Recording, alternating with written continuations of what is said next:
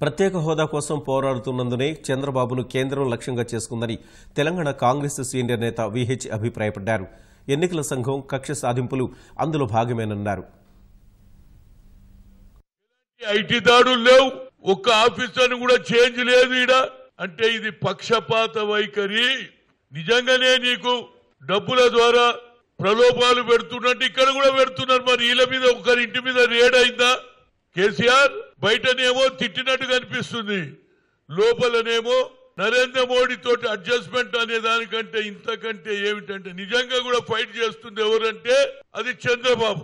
Special status కి ఇస్తానని నన్ను మోసం చేశాడు కాబట్టి ఆయన వ్యతిరేకంగా నేను ఉంటానన్నాడు, ఉండి సూయిస్తున్నాడు. ఇంకో నాయకుడు ఏం చేస్తున్నాడు?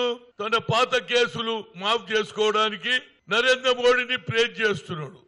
ఒక ఆయననేమో నరేంద్ర మోడీని ప్రేజ్ చేస్తాడు, ఇంకో ఆయననేమో నరేంద్ర మోడీని తిడతాడు. ఆయన ఎవరు? కేసీఆర్. మళ్ళీ ఫెడరల్ అంటావు. మరి ఫెడరల్ ఫ్రంట్ పెడతాను మీద ఒక్క కేసు వేసినవా? ఒకరి మీద ఐటీ రేట్లు జరిగినాయా? ఒక ఆఫీసర్ నువ్వు చేంజ్ చేసినవా? ఇదేమి ఎలక్షన్ కమిషన్ రా బాబు? ఎలక్షన్ 4 రోజులు జరగబోతున్నది, ఒక చీఫ్ సెక్రటరీని మార్చేస్తే ఏమి న్యాయం ఇది? ఒక పక్క ఎన్నికల క్యాంపెయిన్ చేస్తాడా? ఎలక్షన్ కమిషన్ పెట్టిన ఇబ్బందులు, ఐటీ రేట్లు, దాంతో ఒక ముఖ్యమంత్రి రోడ్డు మీద కూర్చున్నాడంటే ఇంతకంటే చీపెస్ట్ పరిపాలన ఎన్డీఏది నా జీవితంలో చూడలే.